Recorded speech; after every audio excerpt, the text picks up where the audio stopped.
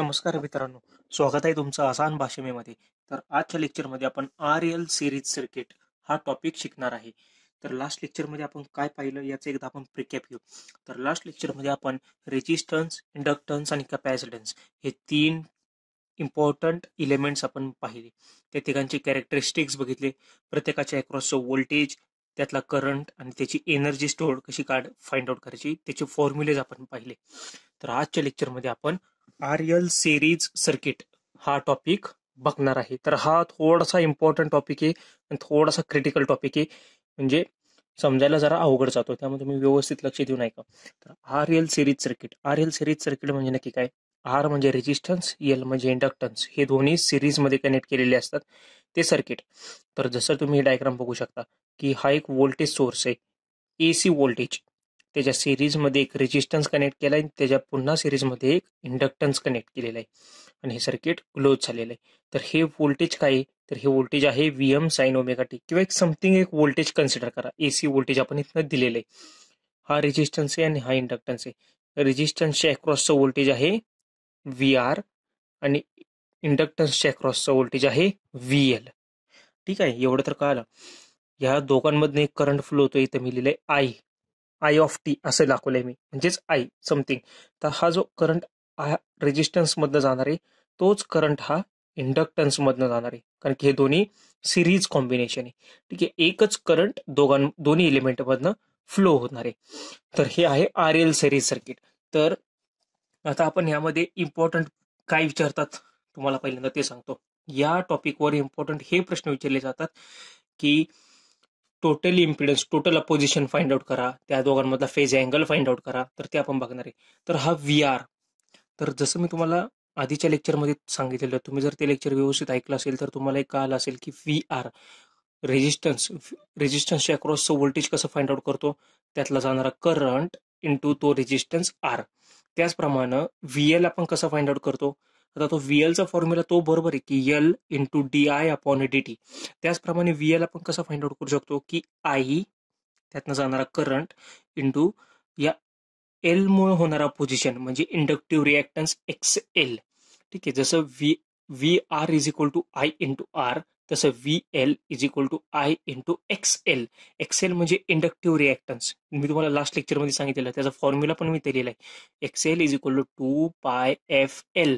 ठीक आहे, तर हे इम्पॉर्टंट फॉर्म्युला आहे एक्सेल. तर हा एक्सेल काय असतो? इंडक्टिव्ह रिॲक्टन्स, की या इंडक्टन्समुळे तयार झालेला जो रिॲक्टन्स, म्हणजे करंटला अपोजिशन मध्ये जो रिॲक्टन्स तयार होतो, तो रिॲक्टन्स या इंडक्टन्समुळे, या इंडक्टरमुळे झालेला, तर तो आपण एक्सेलने डिनोट करतो. ठीक आहे, जसा रेजिस्टन्स आर असतो तसा इंडक्टन्सचा एक्सेल असतो, असं लक्षात ठेवा.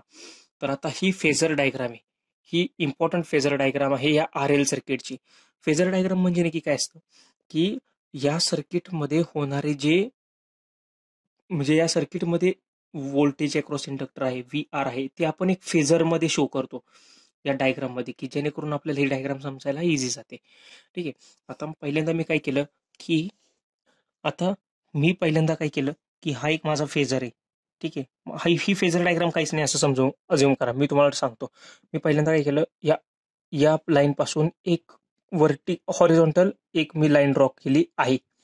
म्हणजे मी आय हा फेजर आहे किंवा करंटला मी हॉरिझॉन्टल एक्सिसला घेतलं किंवा रेफरन्स एक्सिसला मी करंट ड्रॉ केला. ठीक आहे, आता मला सांगा, रेजिस्टन्स जर तुम्ही व्हिडिओ बघितला असेल व्यवस्थित, तर त्या आर मध्ये मी एक सांगितलं होतं की आर रेजिस्टन्सच्या केसमध्ये व्होल्टेज आणि करंट हे दोन्ही इन फेज असतात. ठीक आहे, त्या दोघांमध्ये फेज डिफरन्स नसतो इन केस ऑफ रेजिस्टन्स. त्यामुळं मी जर करंट असा ड्रॉ केला, तर करंटमुळे प्रोड्यूस होणार हे जे व्होल्टेज आहे ते पण ह्याच्या इन फेजमध्ये असणार आहे. त्यामुळं दुसरा फेजर हा इथे मी ड्रॉ केलाय.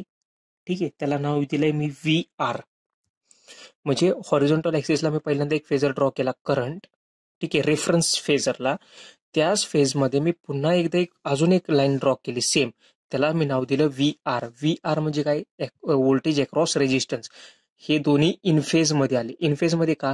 कारण की रेजिस्टन्सच्या केसमध्ये करंट आणि व्होल्टेज हे दोन्ही इन फेज असतात, त्या दोघांमध्ये फेज डिफरन्स काहीच नसतो. फेज डिफरन्स क्रिएट होतो इंडक्टन्स आणि कॅपॅसिटन्स या दोन इलेमेंट्समध्ये. ठीक आहे, तर ह्या इंडक्टन्समुळे आता कसा फेज डिफरन्स येणार आहे तर ते आपण बघूयात. ठीक आहे, तर जसं तुम्हाला माहिती आहे की व्ही आर आणि व्ही एल, हा व्ही एल म्हणजे काय की इंडक्टन्सच्या अक्रॉसचं व्होल्टेज आहे. ठीक आहे, तर इंडक्टन्सच्या अक्रॉसचं व्होल्टेज हे या करंटमुळे झालेलं आहे, या सेम करंटमुळे. तर मला आता सांगा की इंडक्टन्समध्ये मी एक सांगितलं होतं की तुम्हाला की करंट लॅग व्होल्टेज. ठीक आहे, करंट लॅग व्होल्टेज इंडक्टरच्या केसमध्ये मी सांगितलेलं तुम्हाला. तर हा जर करंट असेल तर हा करंट लॅग करतोय, मग हा व्होल्टेजचा फेजर असा व्हर्टिकल हॉरिझॉन्टल आला, व्हर्टिकल आला. व्होल्टेज अक्रॉस इंडक्टरचा फेजर कसा आला, व्हर्टिकल आला. व्हर्टिकल का आला, कारण की इंडक्टरमध्ये काय होतं, जर इंडक्टर असेल तर व्होल्टेज करंट लॅग करतो व्होल्टेजला. मग आता या केसमध्ये बघू शकता इथं करंटचा फेजर असा आहे, तर व्होल्टेजचा फेजर असा यायला पाहिजे. म्हणजे करंट लॅग करतोय ना, असा आहे करंट. करंट खाली आहे, व्होल्टेज असा आहे, म्हणजे व्होल्टेजच्या नंतर करंट आहे. त्यामुळं करंट हा लॅग करतोय व्होल्टेजला by 90 degree in V R आणि व्ही एल या दोघांमध्ये. आलं लक्षात? हे समजलं तुम्हाला की व्ही एल म्हणजे काय, व्होल्टेज अक्रॉस इंडक्टर आहे. तर इंडक्टरच्या केसमध्ये मी जसं सांगितलेलं की current lag voltage I lag V, त्यामुळं या करंटमुळं व्ही एल सुद्धा लॅग करणार, सॉरी, हा व्ही एल हा लीड करणार करंट. हा जो करंट आय आहे तो आय लॅग करणार व्होल्टेज अक्रॉस इंडक्टरला. ठीक आहे, तर हा व्ही आर, मग मी हा व्ही एलचा फेजर व्हर्टिकल मी ड्रॉ केला. आता मी काय केलं, आता नेक्स्ट केसमध्ये मी काय केलं की या दोघांचा रिझल्टंट फाइंड आउट केला. तर रिझल्टंट कसा फाइंड आउट, ही या हॉरिझॉन्टल लाईनला मी अशी डॉटेड लाईन ड्रॉ केली, या व्हर्टिकल लाईनची मी अशी डॉटेड लाईन ड्रॉ केली. या दोघांचा समिंग पॉईंट इथं आला. हा एक फेजर मी तिरका डायगोनल मी ड्रॉ केला. तर हा असतो आपला टोटल व्होल्टेज व्ही. ठीक आहे, आता मला सांगा, ही जी लाईन आहे ही लाईन आहे व्ही आर. ठीक आहे, ही जी लाईन आहे व्ही एल, तर हीच लाईन मी इथं ड्रॉ केली, त्यामुळं हा व्ही एल आला पुन्हा इथं. ठीक आहे, हा व्ही आर झाला, हा व्ही एल झाला. तर हा तुम्ही राईट अँगल ट्रायंगल बघू शकता का, इथं 90 डिग्रीचा अँगल होतोय असा ओ ए बी. ठीक आहे, तर ओ ए बी हा राईट अँगल ट्रायंगल झाला. आता मला हा डायगोनल फाइंड आउट करायचा आहे. तर डायगोनल मी पायथागोरसच्या प्रमेयाने फाइंड आउट केला. व्ही इज इक्वल टू एका बाजूचा वर्ग V R square plus V L square, हे दोन्ही अंडर रूट मध्ये मी टाकलं. तर what is V R, V R is I into R whole square plus V L is I into X L, मग I into X L whole square. ठीक आहे, तर मी काय केलं, या दोघांमधून आई ची व्हॅल्यू कॉमन काढली म्हणून आई बाहेर आला. तर हा जर बाहेर आला तर अंडर रूट मध्ये काय राहिलं, R square plus XL square. ठीक आहे, हे ॲज इट इज इथं राहिलं. तर ह्यालाच मी अजून काय कसं लिहू शकतो, V is equal to I into Z. Z म्हणजे इम्पिडन्स, झेड इज इम्पिडन्स, आणि तो आपण कशाला रिप्रेझेंट केलाय, ह्याला R under root R square plus XL square. Therefore Z is equal to R square plus XL square.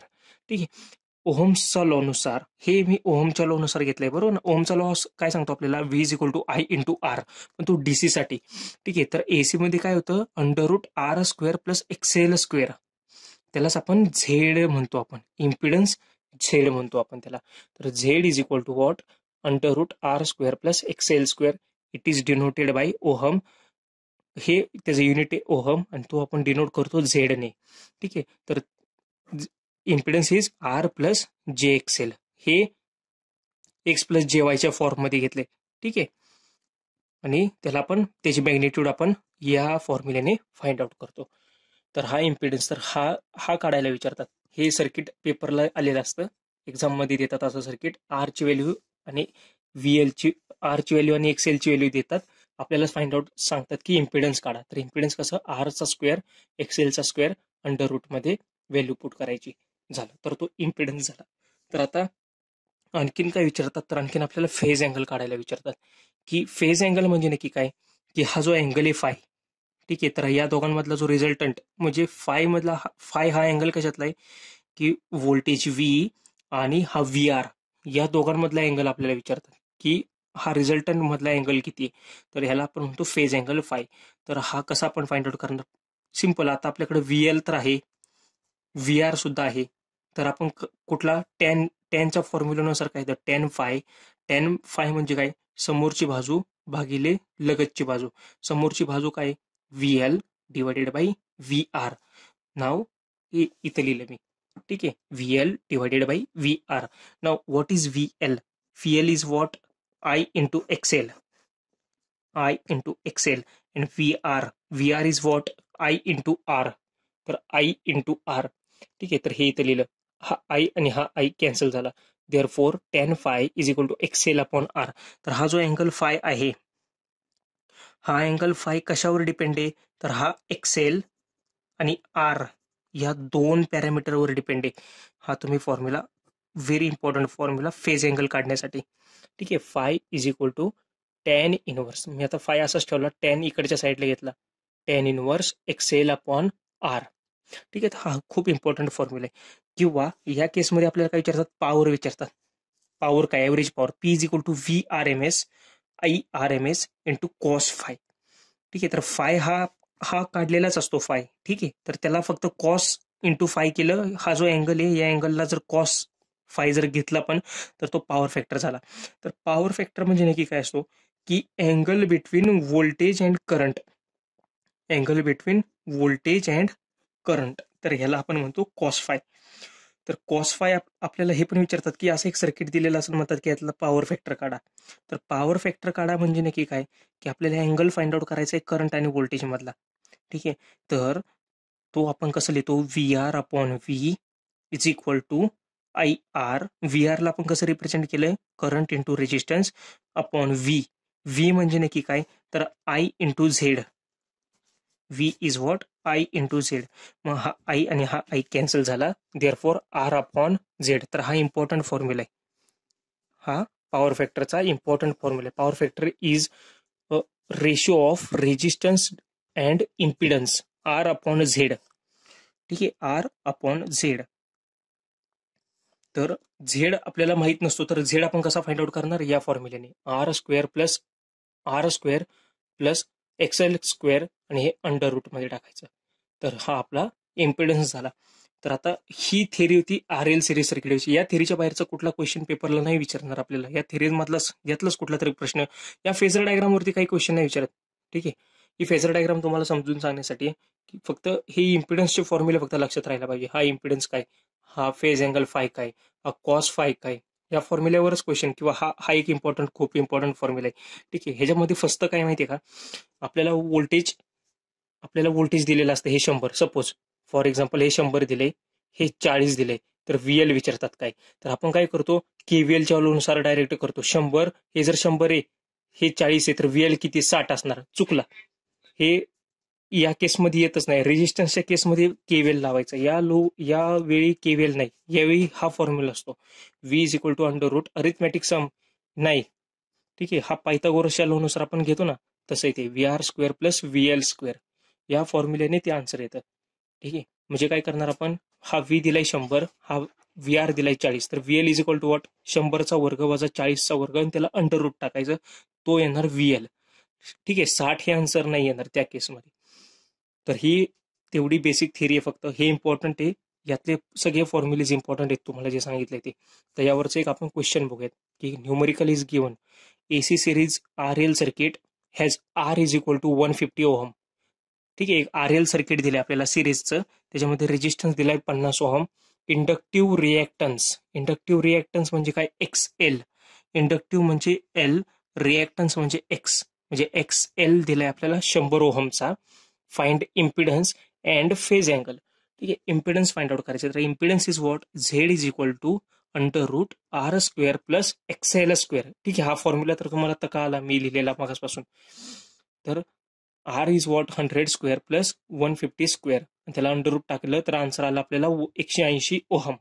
ठीक आहे, तर हे आपला फॉर्म्युला झाला, हा आपला झेड झाला इम्पिडन्स. आता आपल्याला phase angle phi find out करायचा आहे, तर phi is equal to what, tan inverse of XL upon R.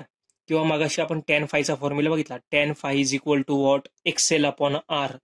ठीक आहे, XL upon R, tan phi is equal to XL upon R. मग फाय असंच ठेवला मी, टॅन इकडे घेतलं, मग tan inverse XL upon R. मग tan inverse XL is what 100 divided by 150. मग tan inverse of 2/3 is equal to 33.7. ठीक आहे. जर कॅल्सी जर अलाउड, म्हणजे आता कॅल्सी नाही ना, मग तुम्ही एक्झाममध्ये नुसतं ऑप्शनमध्ये हे सुद्धा दिलेलं असतं असं. ठीक आहे. व्हेरीज. आणि ह्यालाच आपण रिप्रेझेंट कसं करतो, Z is equal to R plus J XL. मग आर 150 प्लस जे 100 ह्याचंच कन्व्हर्जन आपण यामध्ये लिहिलं की 180 ॲट एन अँगल ऑफ 33.7. इथे अँगल हा प्लसमध्ये. ठीक आहे.